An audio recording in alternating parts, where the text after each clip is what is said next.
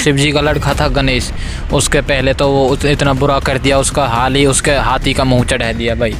ठीक है, हम तो गणेश को तो पूछते हैं, लेकिन जिस पे वो चलते हैं उस मूसे को दवाई लाकर हम मारते हैं, घरों में मारते हैं, पिंजरे में पकड़ पकड़ के करंट देते हैं, चिपकाने किसी आती है उस पर चिपक जाता है। शनिदेव को पूजते हैं, जैसे रावण के पैरों के नीचे पड़ा था तो रावण को पूजो फिर तो भाई, रावण उससे बड़ा है। सही बात है, बिल्कुल। और एक बरावता और है जिसका मतलब सुअर जैसा मुंह है, प्राणों में लिखा है कि वो सृष्टि को लेकर भाग गया। क्या उसके सींग पे रुकी हुई है पृथ्वी, गाय के पे, गाय कहाँ थी उस टाइम?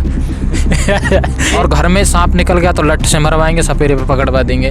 और बाहर मंदिर पे से उस पे मिल गया शिवलिंग पे तो नाग देवता वो बना के फोटो और स्टेटस डाल देते हैं। नई औरतों की बात कर रहा हूँ जो अपने घर में अपने बड़ों बूढ़ों को रोटी नहीं देती, थूकने नहीं देती, उन्हें गाली देती है। मैं आपको बता दूं सबसे बड़ी सच्चाई, जो श्री कृष्ण को मानते हैं और जो रात।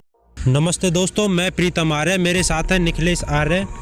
आज की इस वीडियो में मैं आपको बताएंगे जो हमारे देश में अलग अलग पाखंड चल रहा है।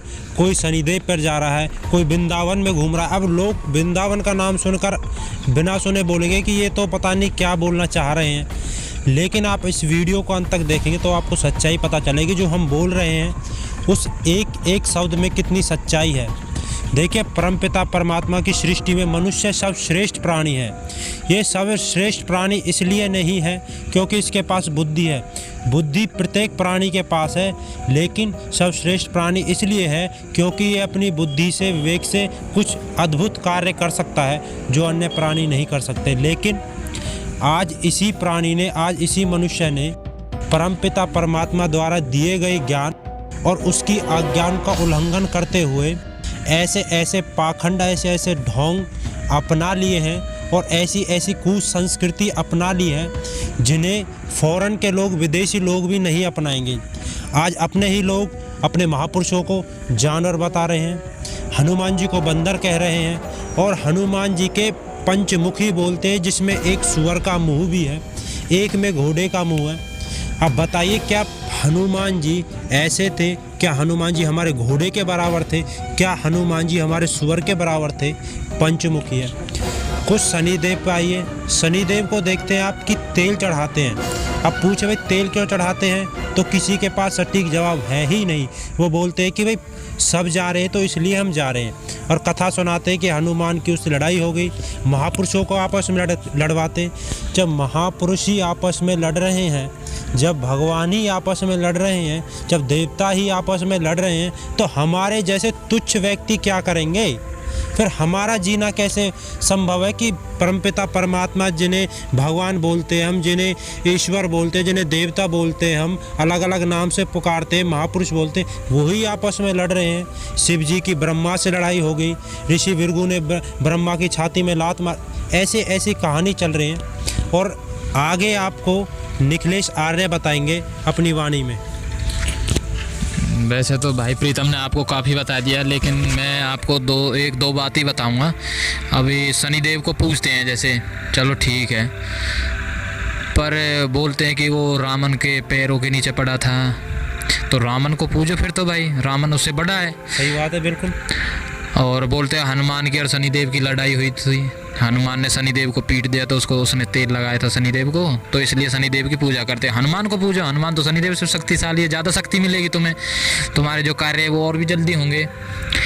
और बोलते हैं उसके हनुमान के, चलो वो तो भाई ने बता ही दिया। और एक बरावता और है जिसका मतलब सुअर जैसा मुंह है, प्राणों में लिखा है कि वो सृष्टि को लेकर भाग गया।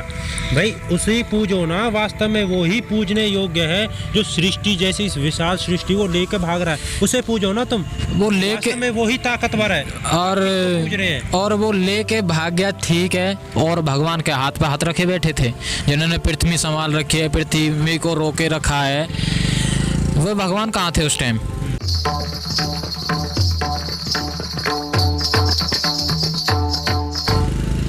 बताओ ना, उसे भगवान ने रोका, उसके सींग पे रुकी हुई है पृथ्वी, गाय के पे, गाय कहाँ थी उस टाइम? नहीं, हंसने की बात नहीं। और नहीं बोलते समुद्र में लोग आदि, अब समुद्र कहाँ से आ गया? पृथ्वी से अलग समुद्र से, वो भी पानी पुनी कहाँ चले गए? विष्णु जी कहाँ चले गए उस समय? शिव महाराज कहाँ चले गए? ब्रह्मा जी कहाँ चले गए? बोलते होंगे उसका तो अवतार ही नहीं होता उस टाइम तक। तो फिर पृथ्वी कैसे चल रही थी? पृथ्वी कैसे चली थी? झकझोर दिया। और काश में अगर आज धनवान होता, मैं साहब अपने आप को बर्बाद कर देता। ये सृष्टि किसने रचाई है? बोलते हैं भगवान के भी जीवन में दुख होते हैं, भगवान के जीवन में दुख हो जाएंगे तो फिर तो भगवान तो कुछ हुआ ही नहीं, इंसान भगवान बराबर हो गए। फिर तो पूजा करनी बंद करो, पूजा करनी बंद कर दो भाई। और वो एक और आया रामायण में, वो आया वो जामन रीच मुझे समूह। यार तुम बताओ, इंसान कहीं ऐसा हो सकता है क्या? ऐसा हो सकता है इंसान? और उसे ब्रह्मा का पुत्र बताते हैं। जामत जी ब्रह्मा जी के पुत्र थे। मतलब ब्रह्मा ऐसा, पुत्र ऐसा, और वो भी उसका शक्तिशाली का, मतलब उसने अपना पुत्र को ऐसा जन्म दे दिया। क्यों भाई? अब एक बात और है, पता हिंदू इतना कायर हो चुका है, इतना निकम्बा हो चुका है, वो सिर्फ अगरबत्ती से, मोमबत्ती से, फूल झड़ी से और ज्योत जलाने से अपने पाप कटना समझता है।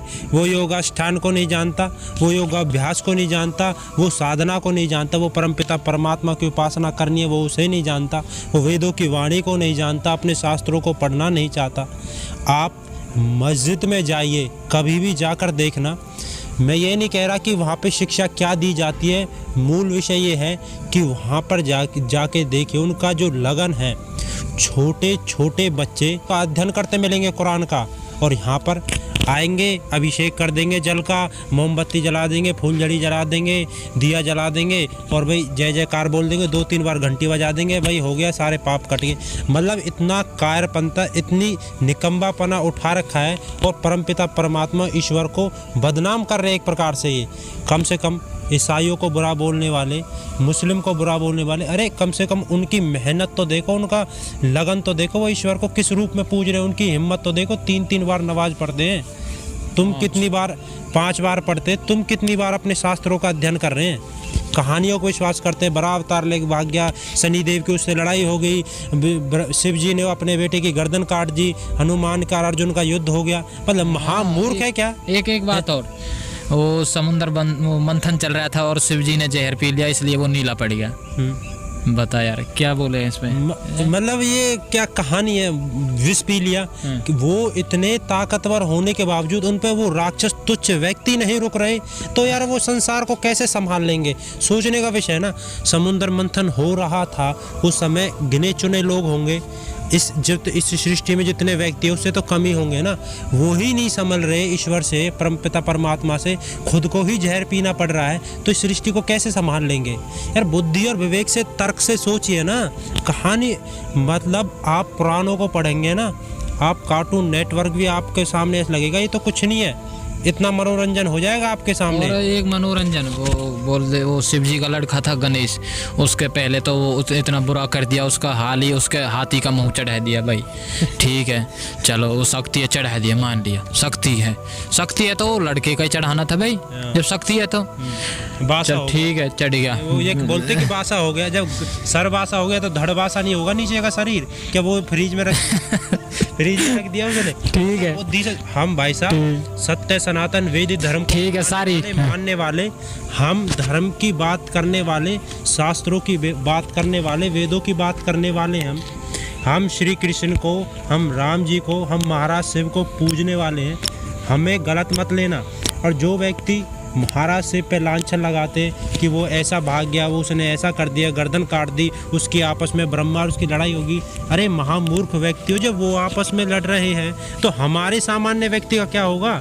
उन्हें तलवार पकड़ा देते हैं। वैसे तो बोल रहे कि इसने ही सृष्टि बनाई, इस भगवान ने, और वैसे तलवार दे रखी, क्या वो डरपोक है क्या जो उसके हाथ में तलवार पकड़ा रखी है? और गणेश पे बोला, वो उस पे चूहे पे चलता था, चूहा भी इतना बड़ा था, कुत्ते से भी बड़ा चूहा उस पे चलता था। आपने देखा कुत्ते से बड़ा चूहा? जैसे अब हैं वैसे ही पहले थे। यही दिन अब है, वही सूरज है, वही चांद है, वही हवा है, वही पेड़ है, सारी चीज वही है। अरे जी एक बात और है, देखो हम तो गणेश को तो पूजते हैं, लेकिन जिस पे वो चलते हैं उस मूसे को दवाई लाकर हम मारते हैं, घरों में मारते हैं, पिंजरे में पकड़ के करंट देते हैं, चिपकाने की सी आती है, उस पे चिपक जाता है। अब ये नहीं पूछते कि भाई वो उसी का सब, वो उसका वो कनेक्शन है उससे। फोटो में तो मतलब उसे पूज देंगे, और वैसे उसको जहर देंगे, दवाई देंगे, मारेंगे। चूहा आ गया, वो काट लिया चूहे ने, इंजेक्शन लगवाने चले हैं, ये वो।